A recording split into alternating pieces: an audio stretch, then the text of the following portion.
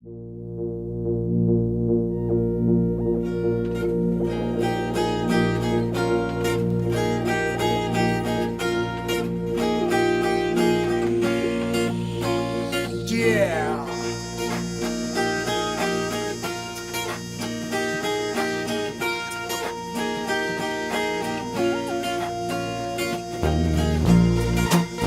Transmitiendo desde el corazón de Buenos Aires, el retrato de Marte se expande en las ondas radiales.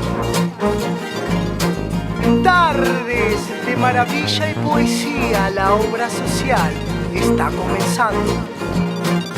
Súmate ya a esta obra social, que el programa está por comenzar.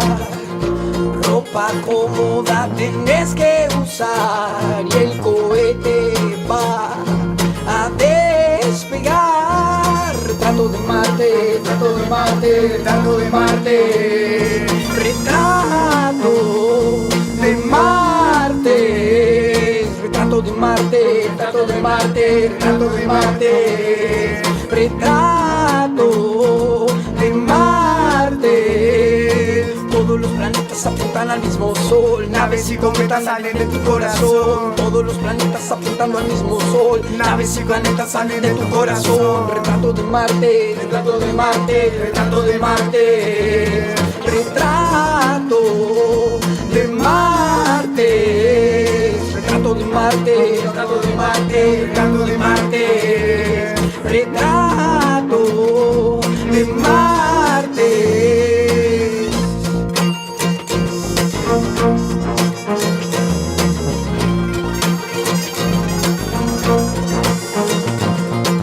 Súmate ya a esta obra social, que el cohete está por despegar.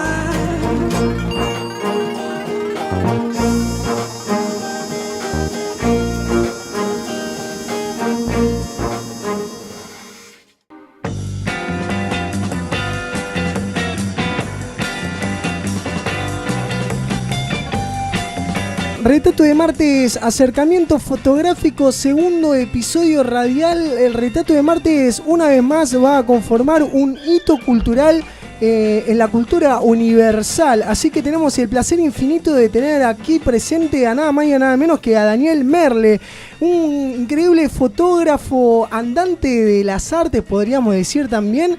Bastante inquieto y un hombre precursor de un montón de proyectos que a lo largo de esta entrevista nos va a ir comentando, pero cabe resaltar que Daniel Merle tiene una mirada fotográfica muy particular, y no solo en lo fotográfico, sino también en lo anecdótico y en lo educativo, ¿no? También es un gran referente para promulgar lo que es el universo fotográfico, la acción social, y claramente reconocer que cada humano es partícipe de la historia y mediante sus pasiones puede dejar registro, ¿no?, de lo que uno va haciendo. Así que bueno, es un honorable placer tenerte acá presente, Daniel. Bueno, gracias, Ezequiel, por invitarme. Gracias a todos los compañeros que me aplauden. Muy complacido de estar acá. Bueno, gracias por los elogios. No, muchas gracias. Acercamientos fotográficos es una excusa ahí para vincularnos un poco de lleno y cara a cara con el universo fotográfico, ¿no? Más que nada con la mirada fotográfica, ¿no? Uh-huh. Acercamientos fotográficos, el paradigma sería acercamientos fotográficos, la muestra como excusa, ¿no? Cuando uno empieza a girar y a sentir sensibilidad por lo que lo rodea, agarra como herramienta capaz de registro y de documentación una cámara de fotos, ¿no? Y este ha sido tu caso ya desde chico, ¿no? Más o menos de los 16 años. No, antes. Antes, un poquito antes, bueno, te encontraste con una cámara de fotos. Sí. Y ahí arrancó el viaje interminable, ¿no?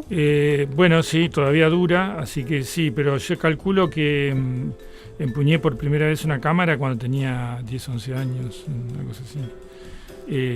Y a los 16, 17 empecé mi primer trabajo eventual o temporario en el campo del periodismo gráfico. Y podemos decir que la historia, cuando uno la lee en los libros, 100 años no es nada, ¿no? Pero en la vida misma de uno, en 50 años, 40 años, cambian un montón de cosas, sí. La tecnología, las redes sociales, claro. El modo de comunicar, bueno, mismo también las cuestiones políticas, ¿no? Habiendo sufrido la última dictadura militar, hoy por hoy poder levantar las banderas de cierta democracia, o por lo menos poder salir tranquilos a la calle, y con toda la vorágine que se está viviendo de las redes sociales, en donde cada uno puede expandir sin capaz tanto financiamiento lo que uno piensa o lo que uno hace, ¿no? Sí. Haciendo como un primer puente entre bueno, uno de tus roles, digamos, o como te podríamos llegar a ver en algún libro de historia capaz de fotografía universal, podría ser como reportero gráfico, podría ser como fotógrafo documentarista. ¿Cómo te podríamos ahí encontrar en...? Bueno, mi trabajo de toda la vida ha sido como reportero gráfico y como editor de fotografía. Digamos, de eso me he ganado la vida. Y después hay una diversidad de intereses que siempre tuve en paralelo, muy, muy variados. Vos cuando me presentaste me catalogaste como precursor. Yo más que precursor me da la impresión de que soy un percutor, en el sentido de que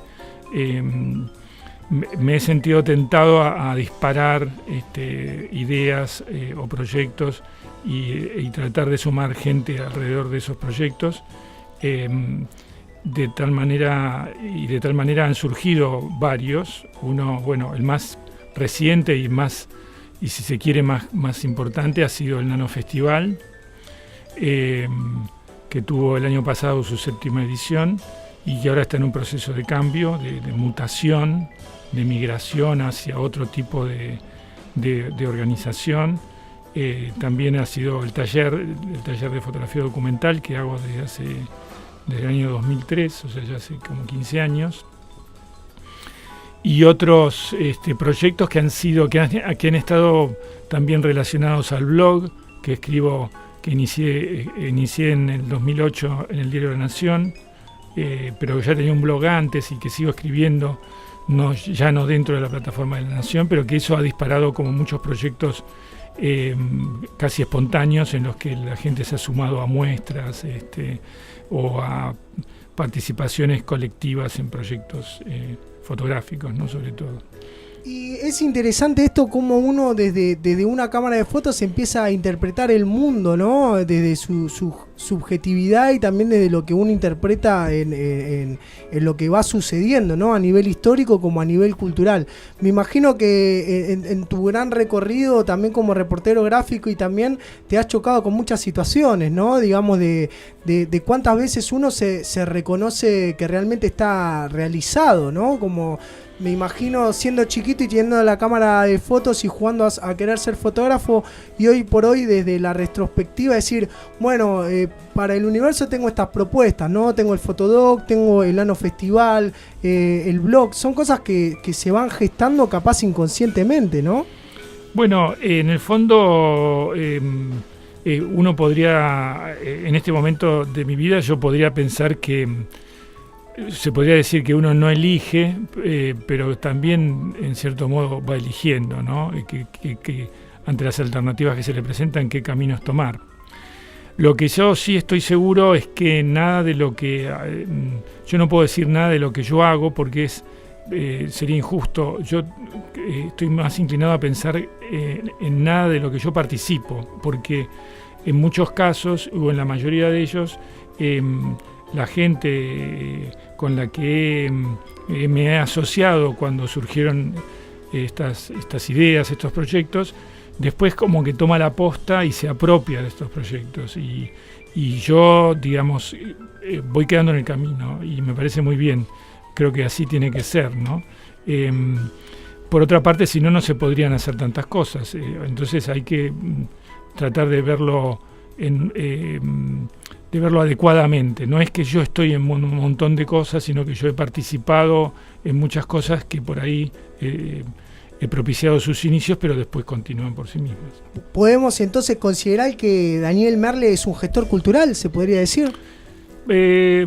Sí, podría decirse que sí.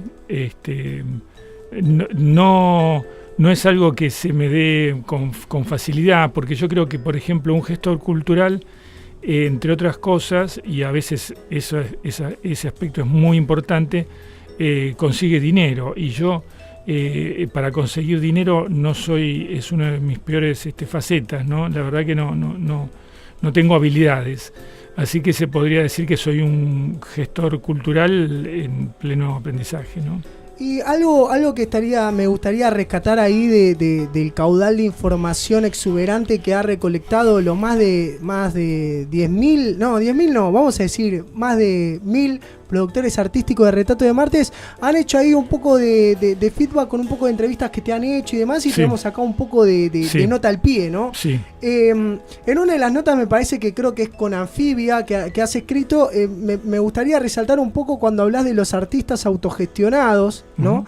Que hoy por hoy claramente se dedican a la difusión de la fotografía por medio de las pequeñas galerías, los colectivos y las instituciones privadas. Pero lo que me gustaría rescatar acá en relación a esto de gestor cultural y de uno poder gestar una semilla y que ese proyecto ya vaya creciendo solo, es la cuestión de cómo uno se para frente al mundo en el sentido diciendo, bueno, yo quiero ser artista, quiero vivir de esto, y vos en ese sentido mencionás el primer círculo del reconocimiento, que puede ser los amigos, los sí, artistas contemporáneos y los jóvenes principiantes, y después el otro paso sería en el segundo círculo, que es cuando arranca la crítica, ¿no? Me gustaría un poco como poder revalorar esa nota en función a esto, ¿no? Un poco. Bueno, esto en realidad eso no es algo que yo lo inventé, sino que es algo que se estudia en distintas disciplinas de la historia del arte, y tiene que ver con el desarrollo del mercado o de la trayectoria de un artista, ¿no? En general, históricamente se ha dado así, que el primer círculo de reconocimiento para un artista, cualquiera sea su disciplina, es su círculo más cercano, que incluso a veces con el que intercambia obra o le compran obra a un precio muy, muy accesible, o un amigo o una amiga que tiene un lugar y donde puede hacer su primera muestra o hace una colectiva. Y bueno, estos círculos de reconocimiento tienen que ver, se van ampliando en la medida que se va desarrollando la trayectoria del artista. Esto es en los términos convencionales de un artista visto desde la historia tradicional del arte, ¿no? Ahora esto está cambiando un poco en el sentido de que como hay tantas categorías del arte que están en cuestionamiento, según por donde se las mire, ¿no? Porque seguimos estando en un sistema que convierte a todo lo que pasa por nuestras manos y nosotros mismos en una mercancía, así que es muy difícil escapar al mercado. Pero hay algunas categorías del arte, como el genio, como el artista individual, como la inspiración, una serie de categorías que empiezan a ser cuestionadas seriamente. Hoy en día hay una idea de autoría colectiva, no se cree más en esta inspiración repentina, casi mística, por la cual el artista de repente aparece con una obra de la nada. Se cree más en el trabajo y en el trabajo colectivo, en la construcción de sentido. Y lo mismo con esto del genio, ¿no? Digamos, todas estas categorías están siendo muy cuestionadas por los jóvenes y las jóvenes, y esperemos que esto decante en una verdadera, no diría revolución, pero una verdadera transformación en el mundo artístico, que tiene que lidiar, como siempre, porque después de todo de algo hay que vivir, con las reglas y condicionamientos que impone el mercado del arte, que para el campo de la fotografía particularmente son muy limitativos, porque la fotografía, como sabes, es una técnica que se puede reproducir hacia el infinito, y el mercado del arte lo que quiere son piezas únicas y escasas para poder valorizarlas más. Entonces es como que hay una contradicción permanente. Vamos a ver cómo se va resolviendo esa tensión, ¿no? Es muy difícil. Después, con relación al Fotodoc, ¿no? También una de las Sí. grandes propuestas que has tenido, y también esto hay que reconocerlo, ¿no? Cuando ahí hablabas un poco de la revolución y demás, y lo que uno espera y por qué uno hace lo que hace, Sí. nosotros acá, en Retrato de Marte es una de nuestras banderas como parte de la obra social, de conformar una obra social en el sentido de que me parece que la revolución artística o creativa es justamente esto, ¿no? De cerrar un poco la cuestión de la obra personal, digamos, desde uno en el centro de su propia obra y dejarse un poco expandir, ¿no? Mediante talleres, mediante mucha comunicación, mediante intercambio de experiencias, ¿no? Sí. Y bueno, me parece que una de las banderas que vos también lográs mediante el Fotodoc también es esto de que vos en un momento dijiste interpelar al mundo del fotoperiodismo y el mercado de las artes, ¿no? Sí. Y en ese sentido sería como poder descubrir, ¿no? Dentro de un colectivo o dentro del mismo desarrollo de los talleres, digamos, en conjunto con otras personas, o sea, no solo vos, Sí. nuevas formas de la fotografía documental como arte contemporáneo, ¿no? ¿Cómo podríamos ahí un poco explayar la fotografía documental como arte contemporáneo? Bueno, la fotografía documental es una categorización o una disciplina de la fotografía que en realidad abarca casi toda la fotografía y que en un principio era una categoría muy seria, muy cerrada, ¿no? Muy poco intervencionista, digamos, en el sentido de que el operador, fotógrafo, la fotógrafa es como que asiste a un evento y no interviene de ningún modo, salvo para disparar la cámara. Ha ido mutando en el correr de los años hacia otras formas tal vez más escenificadas, más atravesadas por otras disciplinas, en una necesidad de poder documentar una realidad que cada vez se vuelve más compleja e inacible y con más dificultades para representarla. Entonces, el taller que yo hago desde el 2003 en verdad se ha dedicado a tratar de seguir esa evolución de la fotografía documental, estando siempre abierto a nuevas disciplinas, nuevas u otras disciplinas, ¿no? Y esos trabajos han resultado casi siempre en libros o en muestras que los participantes del taller y las participantes llevan a cabo por iniciativa propia, ¿no? Tenemos el caso ahora que está en exposición la muestra del taller del año pasado, que se llama Ocupar, Resistir, Producir, que es un trabajo que el grupo del año pasado ha hecho en torno a un número de empresas y fábricas recuperadas en los últimos años, en los últimos años de crisis, y que está en este momento en el espacio Nuestros Hijos, el espacio cultural Nuestros Hijos de Madre de Plaza de Mayo, en la ex ESMA. Y casi todos los años tenemos un proyecto colectivo que hacen los chicos y chicas del taller, que no solamente lo producen, sino que lo gestionan, lo concretan y lo muestran y lo comunican. Y hoy por hoy, ¿cuál es la inquietud de la persona que se acerca al taller, ¿no? ¿Por qué hoy por hoy quieren revalorizar el fotoperiodismo? El fotoperiodismo en realidad no es un taller de fotoperiodismo, porque yo siempre le escapo, porque como el fotoperiodismo fue mi vida laboral siempre, es un taller que el fotoperiodismo es una de las facetas de la fotografía documental, pero no la única. Es cierto que tal vez es la más llamativa, pero no es la única. La fotografía documental se ocupa más de hechos menos inmediatos, si se quiere, más históricos, ¿no? Que por ahí van a tener una repercusión no mañana, como en los diarios y en los medios masivos, sino por ahí dentro de 20 años o 30 años. No está corrido por la inmediatez de las noticias. La fotografía documental, la gente se acerca porque precisamente se está reposicionando como, se ha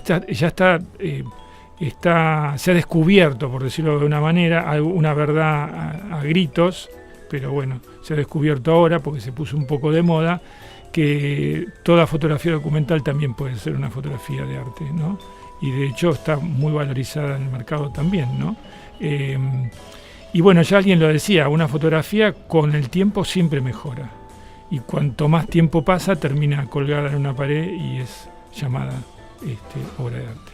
¿Y en qué momento, en todo esto de que es tu carrera vivencial, digamos, en qué momento vos estuviste en ese momento en el que estabas con la cámara, estabas mirando lo que estaba enfrente tuyo, mirabas la cámara y antes de disparar ya sabías que esa foto estaba ahí, ¿no? Como pasa mucho cuando uno claramente se reconoce como parte de la historia y del momento presente, que uno con la cámara puede ser en un momento claramente artístico, político o en algún viaje, ¿no? Sí. Pero ¿cuándo sentiste esa, como, ¿no? ese poder diciendo, qué bien me siento, ¿no? No, nunca sentí eso. Bien, bueno, es un buen pronóstico. Me hubiera gustado, pero no, nunca, yo no me tengo tanta confianza. Pero por otra parte, la fotografía, la fotografía es un proceso, no es el momento del disparo, tiene un antes, un durante, un después. A veces esos pasos en el proceso tienen determinadas densidades que son mayores o menores según el tipo de fotografía que hagas. Y en general, una fotografía tiene poco que ver con lo que uno vio, o tiene que ver, pero es esencialmente es otra cosa, y hay que aceptar esto, que uno ve y uno piensa. Yo me enfrento con muchos chicos y chicas que me dicen, bueno, no me salió bien porque no era lo que yo estaba pensando hacer, y entonces yo los invito a que analicen lo que hicieron, porque a veces lo que uno hace, el resultado es mejor que lo que uno pensaba hacer. Pero claro, esta idea de omnipotente e individualista de que uno tiene que dominar todo, nos hace pensar que si no es lo que habíamos pensado o imaginado, no es válido. Y a veces es mejor que lo que pensamos. Hay que tratar de admitir eso y aprovecharlo a favor.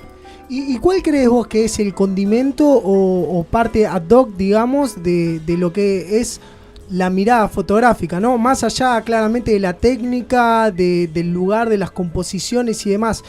¿Cuál es la conciencia o lo que va alimentando a uno la fotografía documental, ¿no? Me imagino qué contar, cómo contarlo, dónde comunicarlo, ¿no? Pero a la hora de poder proyectar una propuesta, ¿no? Fotográfica. Uno de dónde vos de dónde te alimentás o aconsejás, de la historia, de lo que pasa en la calle, de la poesía, de la música. ¿Cómo bueno, yo creo que todas las experiencias que uno tiene como persona, como individuo, en el contexto de la sociedad, o sea, siempre en el transcurso de un proceso social, como actor de los procesos sociales, yo creo que uno se alimenta de una diversidad de cosas. Yo particularmente me he alimentado siempre mucho de la literatura, del cine, ¿no? En menor medida de la música, por etapas, pero creo que ha sido en menor medida. Y las experiencias.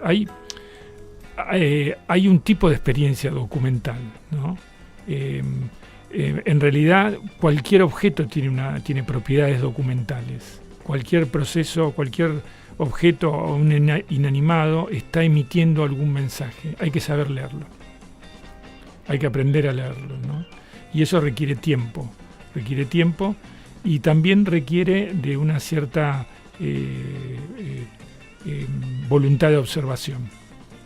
Y hablando de la voluntad de observación y de las redes sociales y de estas fotos que se hacen por cada segundo, me parece que se deben hacer infinita cantidad de fotos, ¿no?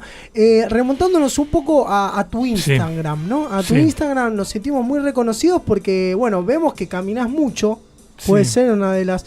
Y después que tenés una particularidad de registrar la ciudad, ¿no? Como una ciudad donde hay mucho plástico, mucho cartón.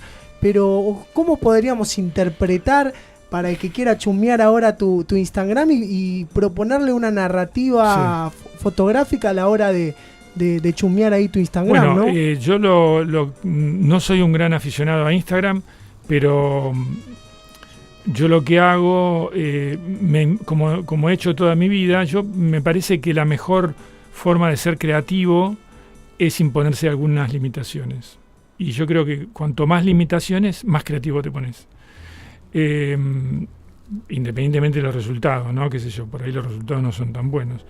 Así que no le hagas tanta propaganda a mi Instagram porque más de uno se va a sufrir una desilusión. Y ahí, o sea, ¿y cuáles son tus límites dentro Bueno, de Instagram? Yo, por ejemplo, en Instagram subo solamente fotos que hago con mi teléfono mirando para abajo. O sea, yo solamente fotografío las cosas que veo en el piso. Y dentro de eso solamente fotografío cosas que veo en el piso, cualquier cosa que vea en el piso, menos cosas de decadencia o cosas horrorosas o cosas... menos gente tirada en el piso, tampoco por un problema de respeto. Cosas, objetos que encuentro en el piso, pero siempre mirando para abajo. Por ahí dentro de un tiempo me aburro y empiezo a mirar para arriba y cosas por el estilo. Y en realidad eso lo hago, yo no camino mucho la ciudad, lo que hago ando mucho en bicicleta, es mi medio de transporte, ando en bicicleta todo el tiempo. Y eso me paro, voy mirando y por eso van a ver muchas fotos que están en los bordes de las bicisendas en general, ¿no? Pero siempre subo ese tipo de fotos y por ahí me impongo algunas consignas que tienen que ver con la dinámica, con la lógica de Instagram, ¿no? Porque si uno sube a Instagram, quiere decir que quiere tener una audiencia, quiere tener cierto reconocimiento, ¿no? Pues si no te las guardás, no las mostrás. Entonces hago pruebas. Por ejemplo, a mí por un momento decía, bueno, voy a borrar todas las que no tengan 40 likes. O después empecé a subir, y entonces a 50, qué sé yo. Después en un momento paré porque dije, por ahí me quedo sin fotos, porque tengo que borrar casi todo. Y a veces me doy cuenta de cuál es la sensibilidad de la gente, que tiene que ver mucho con el cliché, con el estereotipo, ¿no? O sea, yo puedo subir muchas fotos buenas, que a mí me parecen buenas, o que después de tantos años de experiencia podría tomar una distancia y pensar que están bien, pero por ahí no tienen algún condimento que la gente reconoce muy fácilmente. O sea, si yo en mis fotos del piso incorporo, por ejemplo, ahora me pasó ahora, venía subiendo fotos que no subo muchas, subo, no sé, 1 o 2 por semana, subiendo fotos con un promedio de 50 likes o algo así, y subo una foto de una cebra, de estas cebras de cruce peatonal, donde había un perrito callejero. Ah, sí, la vi. Y ahí se disparó, no sé, ahora tiene como 200 y pico de likes, ¿no? Porque la gente ve un animalito y ya le inspira ternura y te pone el like. Entonces, y la gente se prende mucho de esas cosas, ¿no? Es bueno para saber, no para que ahora andar buscando perros o gatos por todos lados, porque además yo tengo 2 gatos, es un recurso muy fácil, podría empezar a subir fotos de mis gatos, sino para saber qué es lo que le pasa a la gente, ¿no? En esta urgencia. El sentido, cotidiano. sí, el sentido de las redes sociales hoy por hoy, la necesidad de creatividad o no creatividad constante, pero querer tener ese reconocimiento instantáneo, ¿no? Sí. Y como para ir un poco ahí finalizando la nota y siguiendo invitando ahí a los oyentes a que descubran un poco más también tu universo, me gustaría como para cerrar que nos hables un poco del Nano Festival de Fotografía, Sí. en cuanto a cómo es la selección de obras, porque tiene mucho que ver ahí las redes sociales y demás, ¿no? ¿Puede ser? No, en un principio tuvo que ver y después lo desechamos, porque ok. nos dimos cuenta que la votación del público es una votación interesada, que cada uno que tiene una foto seleccionada empieza a comunicarse con sus amigos para que lo voten, entonces pierde todo criterio curatorial. Eso lo abandonamos casi al segundo festival. ¿Y ya por cuál por número de El festival? año pasado fue el 7º, pero en este momento, ahora mismo, el 1º, se inaugura una muestra, una convocatoria que hizo el Nano Festival, el grupo del Nano Festival, que lo dirigió Pamela Guisla, que fue la última directora. Yo hace ya años que no soy director del festival. Como te decía, a mí me parece que la gestión tiene que dar paso siempre a los nuevos, a las nuevas, a los más jóvenes o a los que tengan otras ideas. Y este año está participando en un evento que no es de fotografía, que es se llama Basado en Hechos Reales, es el primer festival de literatura de no ficción que va por su segunda edición en el Centro Cultural Kirchner, y fuimos invitados a organizar una convocatoria, y las chicas del festival tuvieron la idea de hacer una convocatoria en homenaje a la obra de Nan Goldin en su libro emblemático La balada de la dependencia sexual. Tuvo muchísimo éxito y se está inaugurando la muestra el primero pasado mañana en el CCK, en el marco del Festival de Literatura de No Ficción. Me encantó. Y también recomendamos ahí que hasta el 13 de noviembre tienen tiempo para ir a ver Ocupar, Resistir y Producir, la muestra fotográfica de fábricas y empresas recuperadas ahí en la Exesma, ¿no? En la Exesma, exacto. Bueno, esto fue un repaso efervescente del mundillo. Muchísimas acá del amigo Daniel. La verdad, un placer concretar la entrevista, así que te agradecemos. Nos vemos muchas veces más. Así que bueno, seguimos con Retrato de Martes. Mandale play a Acercamientos Fotográficos, programa número 70. Muchísimas gracias. Radio Emergente. Dale. Retrato de Martes. Pura imaginación e improvisación. Tu tarde de martes.